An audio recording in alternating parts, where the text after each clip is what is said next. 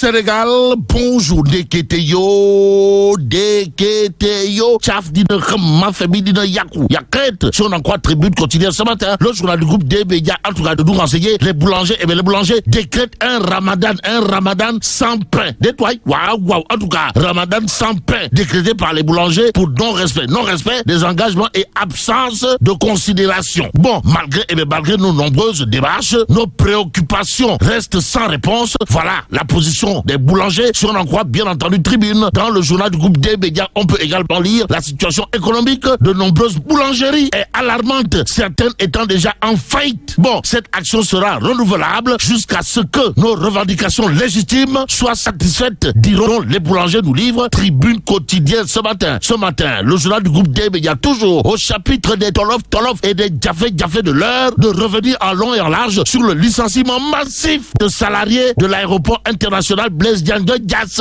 Et là, il conviendrait de retenir que Cheikh Bamba Dièye, DG de AIBD-SA, campe sur sa position, tandis que le CITAS désapprouve et compte faire bloqué ou bloc débloqué, tout compte fait. Le CITAS de considérer à plus d'un titre que ça ne passera pas. Alors là, pas du tout.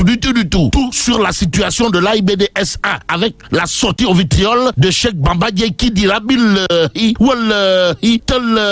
nous avons aussi engagé une réduction drastique de nos charges de fonctionnement. Propos à prendre saillement ou bâtiment, tout compte fait. Les autorités invitées à la table des négociations afin de trouver une alternative à ce projet. Renseigne également Tribune quotidienne ce matin, lit quotidien d'indiquer le plan de sauvetage du DG Cheikh Bamba Dièye. Plan de sauvetage Nahembaï ou pas. En tout cas, le journal Les Échos, sans contour ni détour, de renseigner l'AIBD au bord de la faillite. L'avenir de la société en jeu. Plus que le jeu en vaut la chandelle, il convenait de noter ce qu'il a lieu de noter à ce sujet. Comprenez, plusieurs travailleurs de l'AIBD semblent avoir été envoyés dans le rapide Toussama Laobé par Cheikh Bamba Dièye, révèle bien entendu Les Échos favorables ou pas. En tout cas, l'As quotidien sans contour ni détour d'afficher licenciement massif à AIBD-SA, Cheikh Bamba Dièye. Comprenez le Alaou Wahidunbu touti bunda mais à exécution ça menace. En attendant, intéressons-nous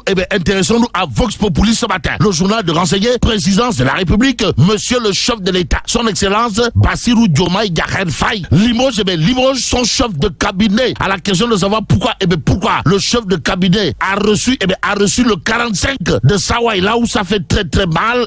Vox Populi de retenir pour l'instant les premiers mots et la précision du concerné. Comprenez, Pape Madandour envoyé traire par monsieur le président, son excellence Bassirou Diomaye Diakhar Faye. En tout cas, le désormais ex-chef de cabinet du chef de l'État de considérer à plus d'un titre dans Vox Populi que oui, cette décision du président de la République n'est en rien liée à ma dernière sortie médiatique. Oui, j'avais, avant d'entrer en contact avec le journaliste, reçu l'accord du président de la République et à la suite de l'émission, j'ai reçu les félicitations de monsieur le Premier ministre Ousmane Sonko qui en avait vu des extraits. Oui, naturellement, je reste disponible aux côtés de tous Sénégalais et avec mes frères de parti à contribuer à la réalisation du projet. Oui, bon, restons avec bien entendu Vox Populi qui affiche les propos de maître Moussa Bocar Thiam, maire de Ourossogui, à savoir que cela ne supprime pas. Alors là, pas du tout.